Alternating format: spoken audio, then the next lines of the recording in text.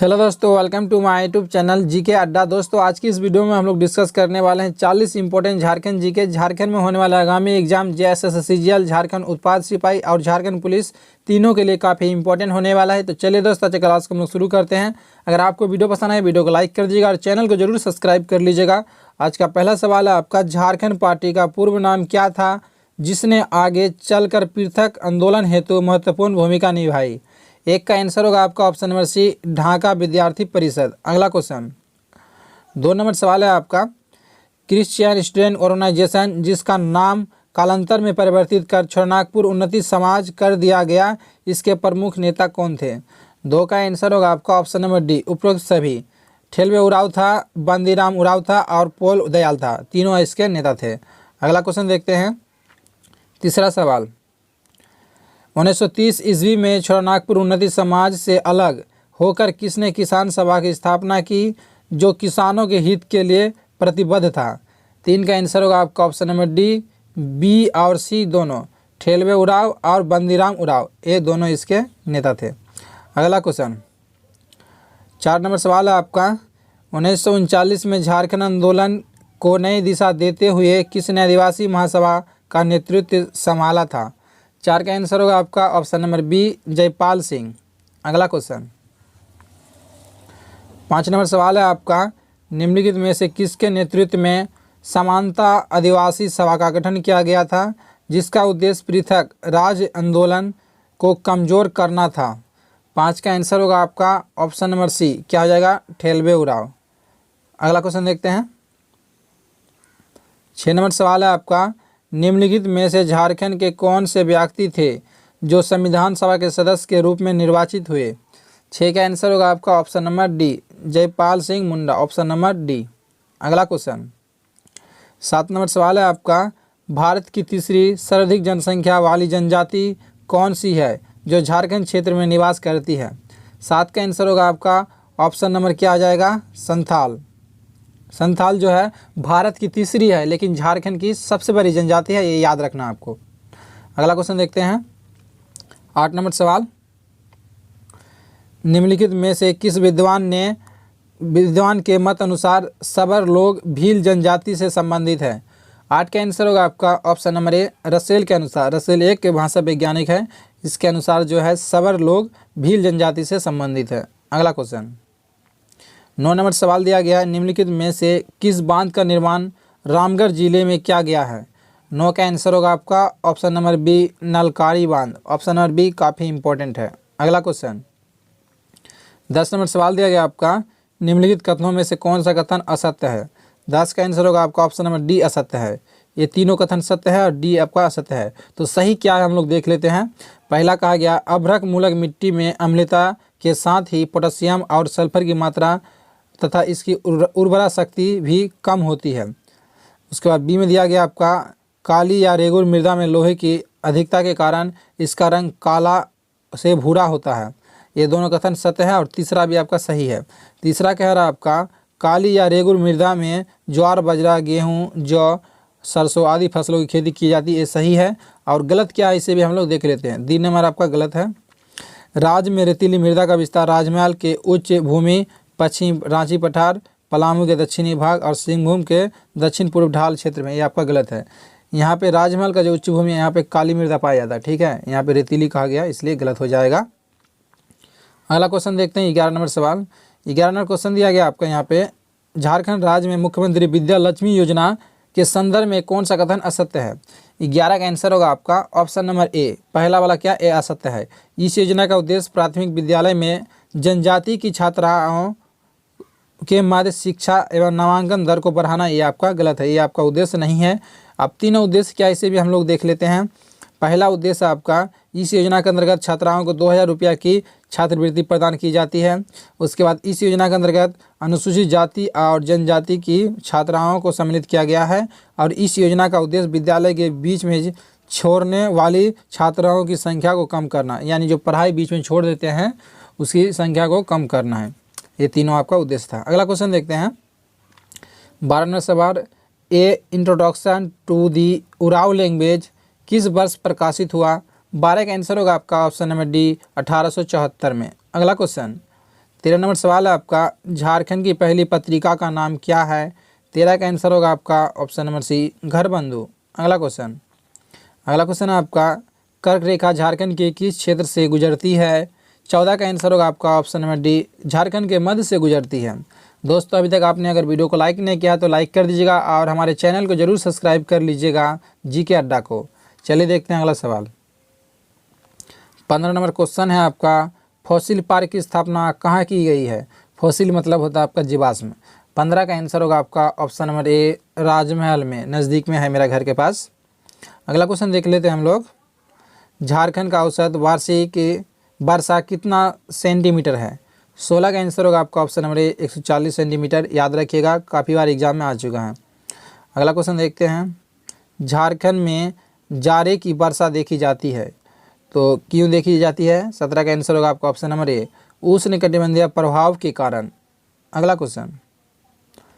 Question आपका, झारखंड के किस जिले में तेतुलिया उष्ण जल कुंड स्थित है? यहाँ पे जेल कुंड नहीं, क्या होगा? जल कुंड। 18 का आंसर होगा आपका ऑप्शन नंबर डी, धनबाद में, काफ़ी इंपॉर्टेंट। 19 नंबर सवाल कीजिएगा। झारखंड में किस जनजाति की संख्या सर्वाधिक है? अभी मैंने आपको बताया था। 19 का आंसर क्या होगा? ऑप्शन नंबर क्या हो जाएगा? सी, संथाल। झारखंड की सबसे बड़ी जनजाति है और भारत की तीसरी है। भारत में पूछ सकता है तीसरा नंबर में, याद रखना। अगला क्वेश्चन देखिए। संथाल जनजाति में विवाह संस्कार संपन्न कराने वाले पुरोहित को क्या कहते हैं? 20 का आंसर होगा आपका ऑप्शन नंबर बी, जोग मांझी। अगला क्वेश्चन आपका, झारखंड में दूसरी सबसे बड़ी जनजाति कौन सी है? तो 21 का आंसर होगा आपका ऑप्शन नंबर डी, उराव जनजाति। क्या हो जाएगा? उराव। दोस्तों पिछला एग्जाम में आपका पहला जनजाति और दूसरा जनजाति दोनों क्वेश्चन पूछा गया था, इसलिए दोनों क्वेश्चन को आपको याद रखना इंपॉर्टेंट है। अगला क्वेश्चन देखिएगा।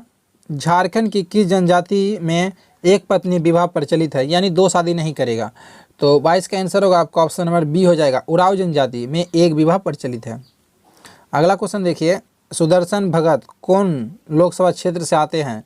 इसका लोकसभा क्षेत्र बताना है, तो इसका आंसर होगा आपका ऑप्शन नंबर बी, लोहरदगा से। अगला क्वेश्चन है आपका, झारखंड की वह जनजाति जिसने मुर्दों को दफनाया एवं जलाने का प्रथा प्रचलित है। याद रखना, मुर्दों को क्या कोई दफनाते हैं, कोई जलाते हैं। तो 24 का आंसर होगा आपका ऑप्शन नंबर बी, उराव जनजाति। उराव जनजाति में ये प्रथा प्रचलित है। 25 नंबर सवाल। निम्न में से किस जनजाति में पंचायत को पंचोरा कहा जाता है? 25 का आंसर होगा आपका ऑप्शन नंबर सी, उराव जनजाति में इसे पंचायत को क्या कहते हैं? पंचेरा। अगला क्वेश्चन 26 नंबर सवाल है आपका। झारखंड की किस जनजाति में गांव के प्रधान को महतो के अलावा क्या कहा जाता है? तो 26 का आंसर होगा आपका ऑप्शन नंबर सी, पहान कहते हैं। जो गांव का प्रधान होता है उसे पहान भी कहते हैं, महतो भी कहते हैं। 27 नंबर सवाल। झारखंड में किस जनजाति के युवक युवतियों के प्रमुख संस्था घुमकरिया है? तो इसका आंसर होगा आपका ऑप्शन नंबर डी, उराव जनजाति में। उसका जो युवा गृह होता है उसे क्या कहते हैं? उराव कहते हैं। ठीक है, ये सॉरी घुमकुरिया कहते हैं। 27 का क्या हो गया आंसर? Option number D. अगला क्वेश्चन है आपका यहाँ पे, घुमकुरिया उराव युवा युवतियों की प्रमुख संस्था है जिसे क्या कहते हैं? नेक्स्ट क्वेश्चन हमको मिल गया, तो क्या हो जाएगा इसका? 28 का आंसर होगा आपका ऑप्शन नंबर ए, उराव क्या हो जाएगा? जोग अप्पा।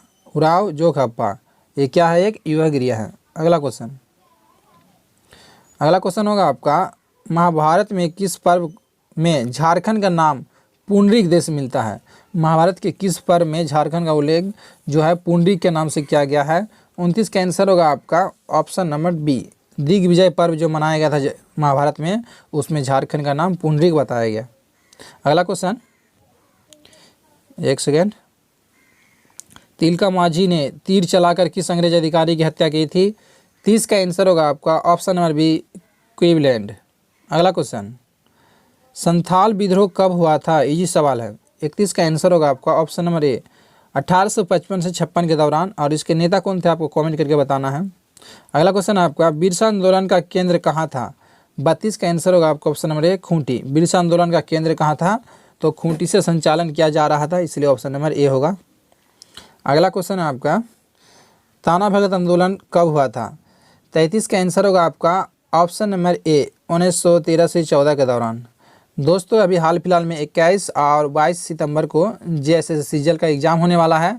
तो किसका सेंटर कहाँ दिया कमेंट करके ज़रूर बताइएगा। जैसे कि मेरा भी है तो यहाँ पाकुड़ में है। अगला क्वेश्चन देखते हैं।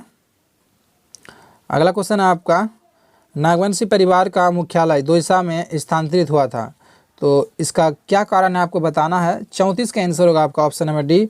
दोईसा में युद्ध में पराजित होने के कारण इसका क्या किया गया था, जो उसका मुख्यालय था स्थानांतरण कर दिया गया। अगला क्वेश्चन आपका, झारखंड के किस स्थान से प्राचीन कब्र के अवशेष मिले हैं, कब्रगाह के अवशेष मिले हैं, तो इसका आंसर होगा 35 का ऑप्शन नंबर ए के साथ जाना, लुपंगरी, यहाँ से कब्रगाह के अवशेष मिले हैं। अगला क्वेश्चन, रुगुदेव एवं कोंडा मुंडा के नेतृत्व में पहला कोल विद्रोह किस वर्ष हुआ था। 36 का आंसर होगा आपका ऑप्शन नंबर सी, 1831 में। अगला क्वेश्चन है आपका, छोटानागपुर टेनेंसी एक्ट के संदर्भ में निम्नलिखित बिंदु पर विचार करें और कूट की सहायता से सही उत्तर दे। तो 37 का आंसर होगा आपका ऑप्शन नंबर डी। तीनों कथन क्या आपका सत्य है। यहाँ पे दिया गया उपरोक्त, नीचे में कूट है, तो 1 2 3 क्या है, ये तीनों सही है। तो देख लेते हैं हम लोग। पहला आपका, भूमि संबंधी लूट एवं विवाद की समाप्त करना, क्रांति या उलगुलान को शांत करना, और यहाँ की मुंडारी, खुटकट्टी, मोहरी, कोरकर आदि जमीन की रक्षा करना, ये किसका उद्देश्य था, तो छोटानागपुर टेनेंसी एक्ट का। अगला क्वेश्चन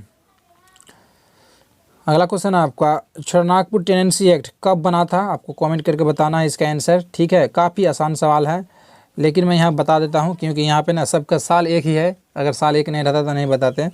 तो इसका डेट आपको याद रखना है आपका, और इसका ऑप्शन नंबर ए हो जाएगा 11 नवंबर। एग्जाम में कई बार आपका डेट पूछा गया, ठीक है, ऐसा नहीं 1960 सभी को याद है, लेकिन तारीख याद नहीं रहता है, इसलिए आपको याद रखना है 11 नवंबर 1908 को टेन्योर CNT एक्ट जिसे कहते हैं छोटानागपुर टेनेंसी एक्ट लागू किया गया था। अगला क्वेश्चन देखते हैं। 1908 ईस्वी में छोटानागपुर काश्तकारी अधिनियम, उसी को हिंदी में कहते हैं, किस पर रोक लगाई गई। 39 का आंसर होगा आपका ऑप्शन नंबर डी, बैड बेगारी प्रथा पे रोक लगाई गई थी। अगला क्वेश्चन और आज का आखिरी सवाल दोस्तों, 40 नंबर सवाल है आपका, ग्राम वन प्रबंधन एवं सुरक्षा समिति के सदस्य की भूमिका तथा दायित्व के संबंध में कौन सा कथन सत्य है।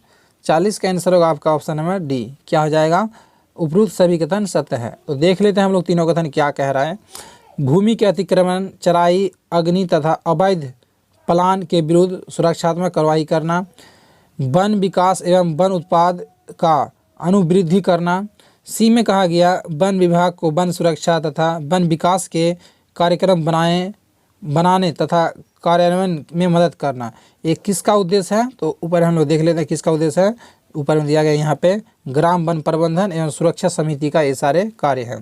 तो दोस्तों टोटल 40 प्रश्न थे, 40 में से आप कितना सही कर पाए हैं कमेंट करके जरूर बताइएगा।